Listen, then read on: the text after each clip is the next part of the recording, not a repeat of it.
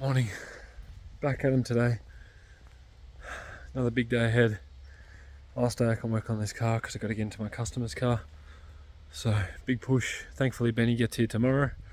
Ben's like here for like a month, which is sick. So he'll be able to give us a hand on realistically tomorrow afternoon and Wednesday, and then we want to go testing on Thursday. So yeah. Benny's also going to be driving our other 180, so it'll be good for him to give that a little shakedown on Thursday as well. So yeah, really looking forward to this weekend. But yeah, still lots to do before then. So I've decided I'm not going to weld this rear cradle brace kit into the car. Two reasons. Number one is I'm running out of time. Number two is this is a Hikus cradle, and the Hikus arms that I have in there are just the standard arms, and even just looking at how thin, like they're basically like tie rods, how thin the tie rods are, I feel like if I have a slight wall, man, this hair's getting in the way, a slight touch with a wall or a slight touch wheel to wheel with another car, that's going to bend. And you know, it's going to be easier to replace a tow arm than it is to get, you know, those little tie rods. And it's also going to be harder to bend a tow arm than it is going to bend one of those. So what I'm going to do is order a cradle that's a non-Hikus cradle, because I bought a full set of D-Max arms last year that I obviously can't use the tow arms because this is a Hikus cradle, but I've already got those at home. So all I need to do is order bushers, change the bushers in the rear knuckle, and then change the cradle, and then I can put that whole setup in the car. And realistically, I'd like to paint the cradle at the same time. You know, if you're pulling stuff out and you're welding stuff up and stuff's already out, why not make it cool? So that's my decision. So I'm about to flip this cradle back over now. It's already got the solid subframe risers in it. Thankfully I can reuse those in the other cradle, and I'm going to put this in the car after I change those handbrake extenders, and then I'm probably going to change that 5-bolt shaft I have in there to the other D-Max shaft I have, and then I'll just reboot this 5-bolt one and have it here as a spare. So that's my plan for now. Yeah, you guys are up to date. Big push ahead, let's get into it.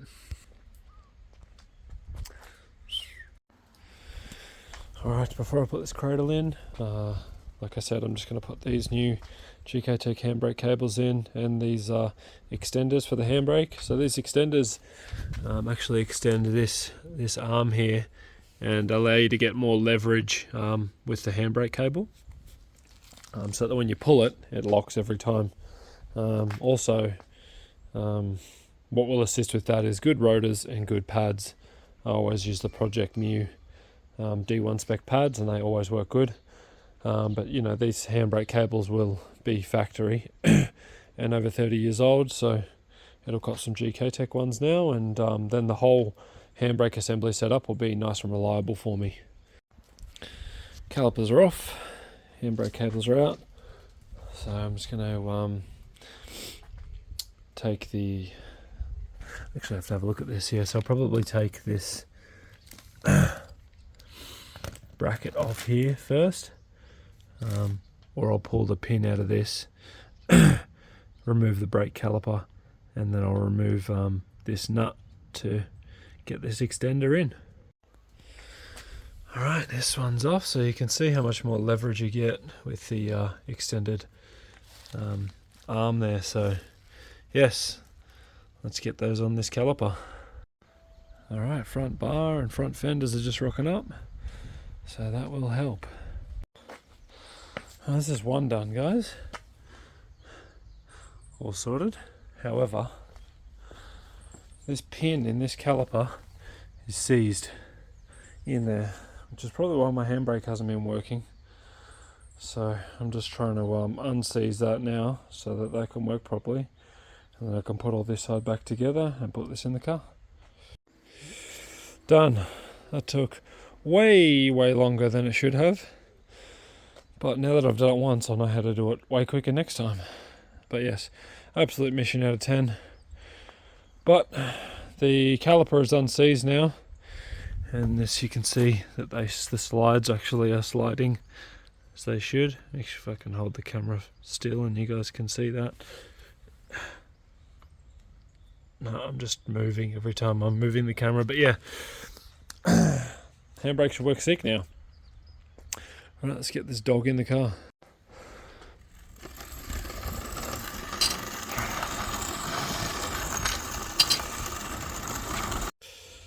Well, to here's been an absolute mission thus far.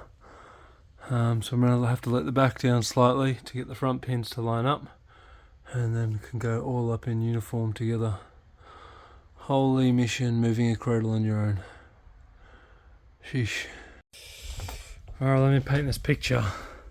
I've got to lay down this way with my feet that way, so I can line the front pin up, and then I need to stick my foot all the way up the back there to push my foot down with the jack to try and jack the back up while the front pins are lined up.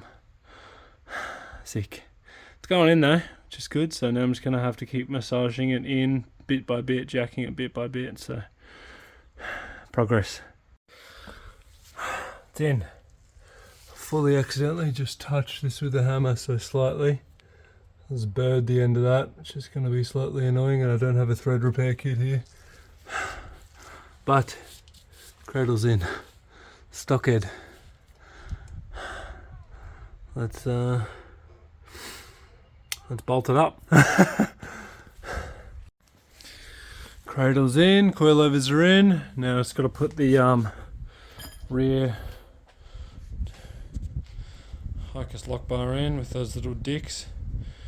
And then that's done except for the brake lines. I've just tried to take the brake lines out of this shell, and they are absolutely rusted in there, so I'm not sure what I'm going to do with that yet. But that's for a later date. Get this Hicus bar in, get those on, bolted on, and then I can get wheels on it, and then technically I can lower the gearbox down, change the gearbox mount, bolt the gearbox back up, and then I can put the tail shaft in, fill the gearbox up with fluid, fill the diff up with fluid, and then all I need to do is worry about the stuff in the front end and the interior. So yes, it's been it's Monday now. It's been, actually today I was still driving down to pick up this shell this time last week. Got home on Tuesday morning at 7 AM, so still ahead of time if you look at it in that way. However, I am behind time because I need to get this finished so I can get working on some customer stuff. But yes, let's get this gearbox down, lift that water pipe up that sat on top of the bell housing, bolt that back up, change the gearbox mount, and then put the tail shaft in, and let's get wheels on the back, and then realistically can get the back on the ground. I actually need to see how wheels are going to fit now, because obviously I don't have a wide body, and my wheels are, I'd imagine, going to be way too big for the guards I've got, so the joys. Let's keep chipping away. Alright, well, that's a 235 stretched on a 10.5, which is fine because I can compete with that. However, with the stretch, it's not going to make the car fast, so the guards haven't really been rolled at all.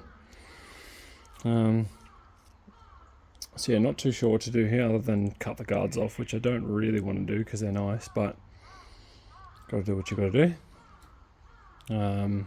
Yeah, I don't think they're going to fit at all. We'll see once the car gets on the ground, but yes. Side sticks out even further. So, yes. Alright, that's the rear end done. Stoked. Well guys, sorry for the slow update. It's been a long afternoon. Car's on the ground. Our friend Brett from Car Make Revive killed a gearbox at Ebisu, so he's brought his car over and just given him some space to work on his car. Yes, but there's not too much to go now. Very small list. I really have no clue what I'm going to do with these rear guards. This has positive camber at the moment, but even with actually it should just fit. Don't really want to cut them, but we'll see how we go.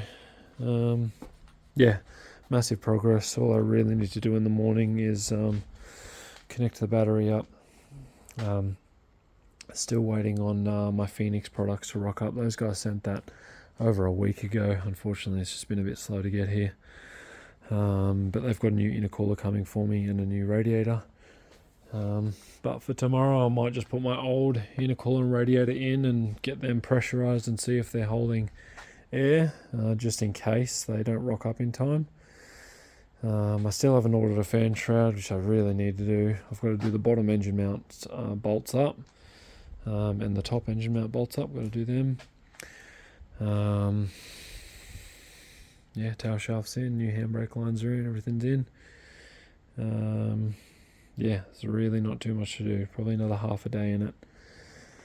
But it's freezing cold. It's currently 3 degrees here at the moment. I don't have any jumpers because they're all on the wash. But absolutely stoked with the progress today.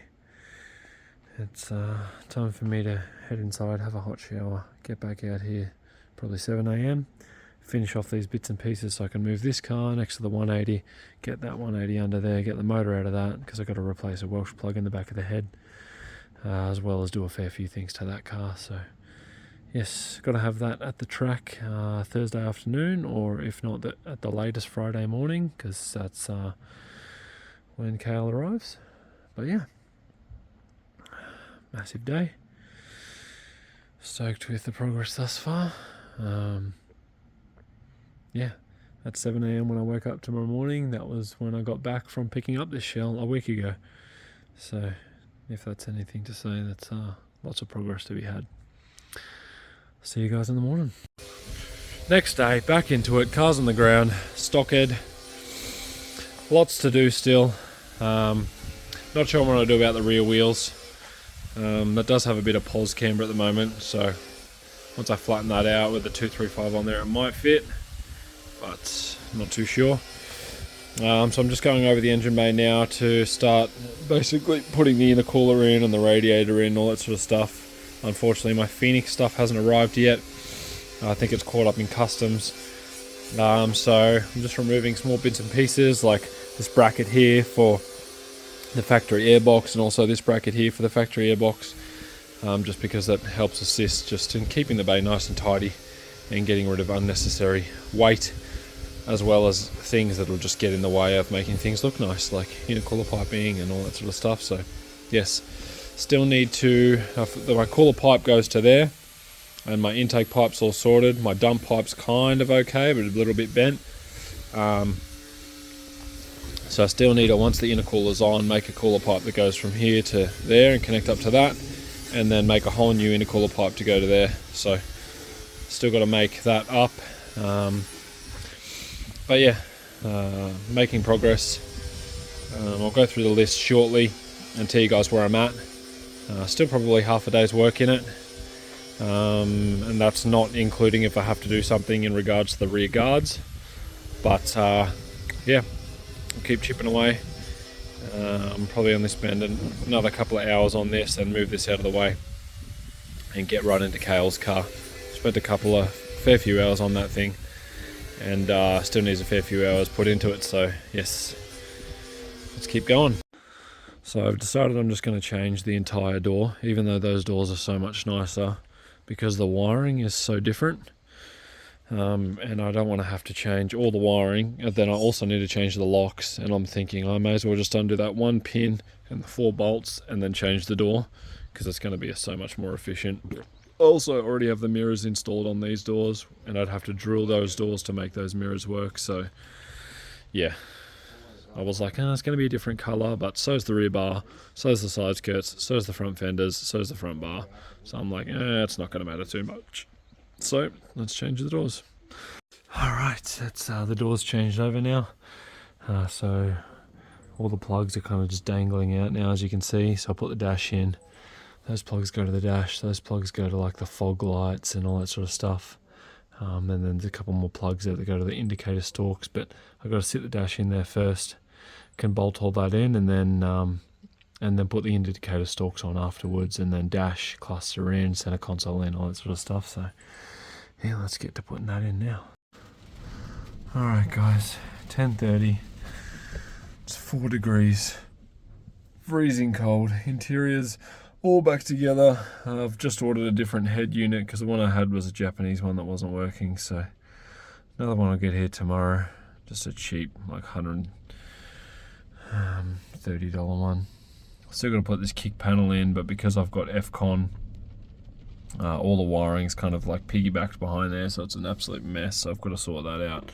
Instead of running this wiring for the map sensor and the air temp sensor through the engine bay, I've decided to run it over here. So I'm going to drill another little hole under there and order a grommet and then pass that through to the engine bay, so that keeps it nice and tidy.